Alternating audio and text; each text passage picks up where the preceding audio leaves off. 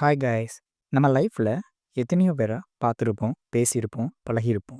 ஏன் அவங்க நம்ம ஃப்ரெண்ட்ஸாக இருக்கலாம், ஃபேமிலி மெம்பர்ஸாக இருக்கலாம், ரிலேட்டிவ்ஸ், நெய்பர்ஸ், கொலீச் அப்படின்னு நிறைய பேர் இருக்கலாம்.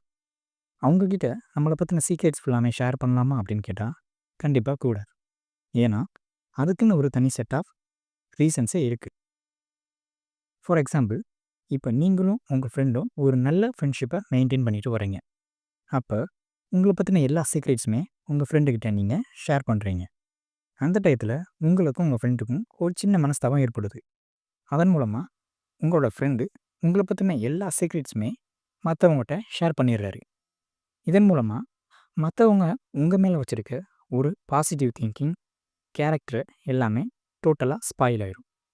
ஸோ நீங்கள் உங்களை பற்றின சீக்ரெட்ஸை வெளியே சொல்கிறது ரொம்ப அவாய்ட் பண்ண வேண்டிய ஒன்றாகும். இந்த வீடியோவில் நம்ம வெளியே சொல்லக்கூடாத டாப் சீக்ரெட்ஸ் என்ன அப்படின்றத தான் வீடியோவில் பார்க்க போகிறோம்.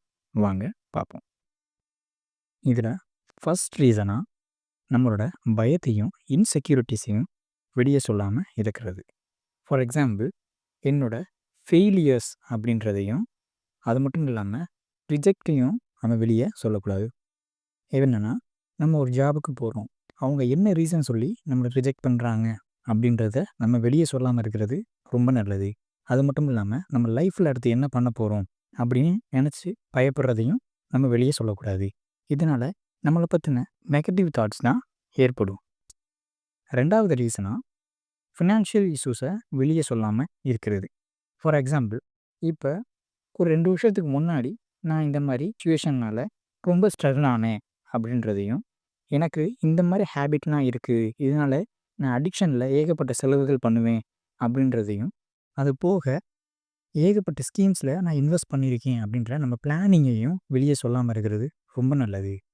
ஏன்னா இதன் மூலியமாக நமக்கு ஏகப்பட்ட பிரச்சனைகளும் பின்விளைவுகள் தான் இருக்கும். அடுத்ததாக நம்மளோட வேலை மற்றும் வேலை சார்ந்த விஷயங்களை மறைக்கிறது. இப்போ ரெஸ்யூமில் இல்லாத ஒன்று இன்டர்வியூவில் சொல்கிறது. இப்போ நான் ஒரு கம்பெனியில் ஒர்க் பண்ணியிருக்கேன் அப்படின்னு ரெஸ்யூமில் போட்டிருப்போம். ஆனால் டெஃபினட்டாக அந்த மாதிரி ஒரு கம்பெனியில் ஒர்க் பண்ணியிருக்க மாட்டோம். இது பேக்ரவுண்ட் செக் மூலிமா நமக்கு வெளியே தெரிய வரும். இதன் மூலியமாக ஹெச்ஆருக்கு நம்ம மேலே ஒரு ஈடுபாடு குறையும். அது மட்டும் இல்லாமல் ஒரு வேலையிலிருந்து நான் லெஃப்ட் ஆக போகிறேன், நான் குவிட் பண்ண போகிறேன் அப்படின்னு வெளியே சொல்லாமல் இருக்கிறது ரொம்பவே நல்லது. அது மட்டும் இல்லாமல் நம்மளோட ஆம்பிஷனையும் வெளியே சொல்லாமல் இருக்கணும். அடுத்து நம்மளோட ஃபேமிலி இஷ்யூஸை வெளியே சொல்லாமல் இருக்கிறது. இதன் மூலியமாக நம்மளை பற்றின பேக்ரவுண்ட் ஃபேமிலி பற்றி எதுவுமே வெளியே தெரியாமல் இருக்கும். இது தெரிஞ்சால் ஒரு விதமான ஒரு தாழ்வு மனப்பான்மை நமக்குள்ளேயே ஏற்படும். ஸோ இதை சொல்கிறத சுத்தமாக தவிர்க்க வேண்டிய ஒன்றாகும். அடுத்ததாக மற்றவங்களை பற்றின ஜட்ஜ்மெண்ட்டை நம்ம ஷேர் பண்ணுறது. இதன் மூலியமாக நம்மளை பற்றின கேரக்டர் ஃபுல்லாக டோட்டலாக கொலாப்ஸ் ஆகிடும்.